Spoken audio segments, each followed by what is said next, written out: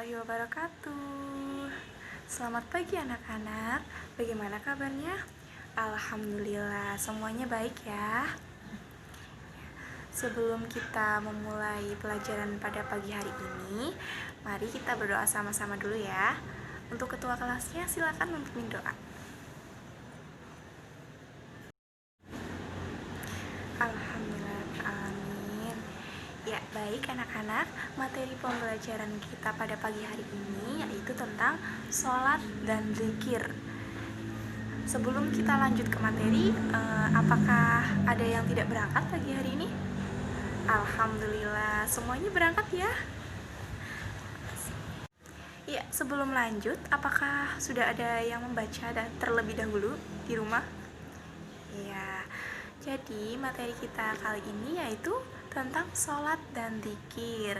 Apa sih itu sholat? Ya, kalau yang sudah membaca tentu sudah tahu ya. Iya, benar sekali ya. Jadi sholat secara bahasa itu artinya doa. Sedangkan secara istilah syara itu sholat artinya suatu ibadah yang terdiri dari beberapa perkataan dan beberapa perbuatan yang diawali dengan takbiratul ihram dan diakhiri dengan salam dan memenuhi syarat dan rukun tertentu. Seperti itu ya anak-anak.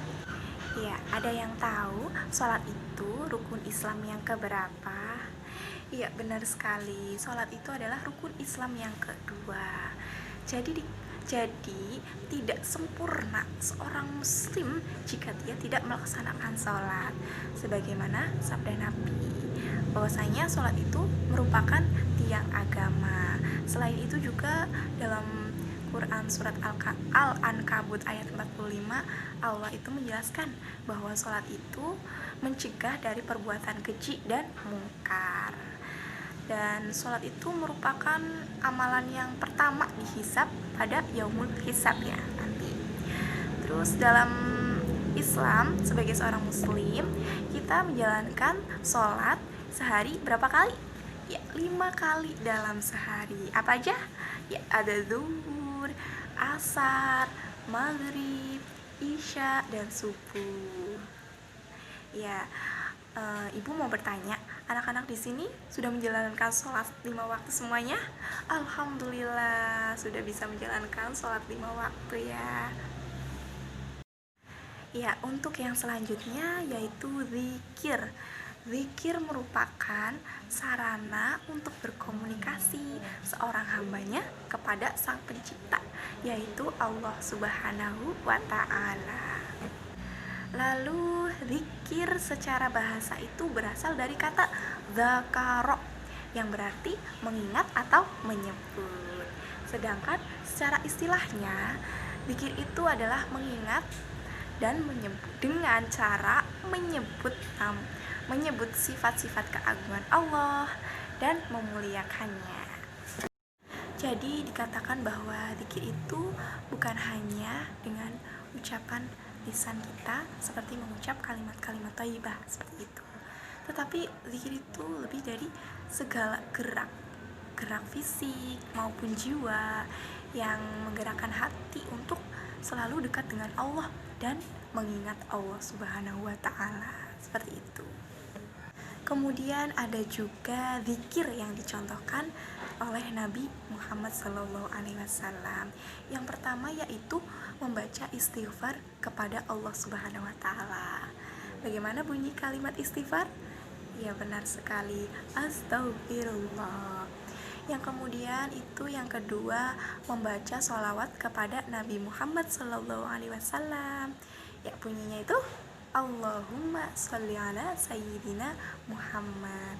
Dan yang terakhir, yang ketiga itu adalah membaca kalimat tauhid. Ya, bagaimana bunyi kalimat tauhid? Ya, la ilaha illallah. Ya, materi yang selanjutnya yaitu adab sholat dan zikir. Apa sih itu adab? Ya, adab itu merupakan tata cara atau kesopanan. Itu secara bahasa ya. Nah, kalau secara istilahnya itu adab adalah tata cara atau kesopanan dalam melakukan peribadatan. Seperti itu anak-anak. Tadi sudah dikatakan bahwa sholat itu dapat mencegah perbuatan yang keji dan mungkar. Nah, agar sholat dan zikir itu yang kita ucapkan bisa berpengaruh dalam hati dan diri seseorang itu, hal yang pertama yang perlu diperhatikan dari seseorang itu yaitu tentunya adab dalam zikir dan sholat. Adab zikir dan sholat yang pertama yaitu ada khusyuk.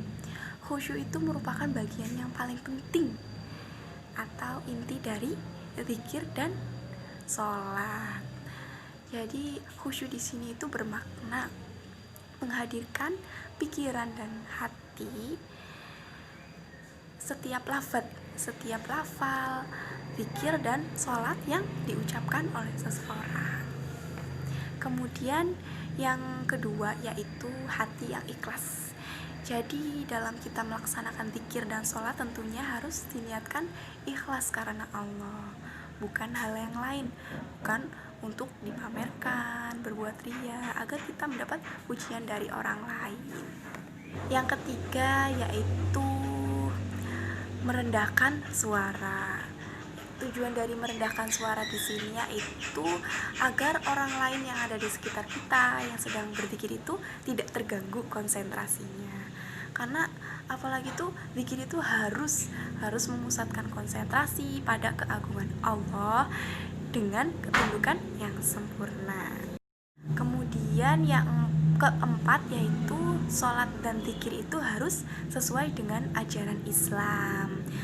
Nah, sholat dan zikir itu kan termasuk dari ibadah. Oleh karena itu, sholat dan zikir itu harus sesuai dengan ajaran Islam. Selanjutnya yaitu memilih tempat dan pakaian yang suci. Dan yang terakhir yaitu mengakhirinya dengan tertib. Ya, mungkin seperti itu dulu materi yang bisa Ibu sampaikan. Kurang dan lebihnya mohon maaf. Ibu akhiri pembelajaran kita pada pagi hari ini. Wassalamualaikum warahmatullahi wabarakatuh.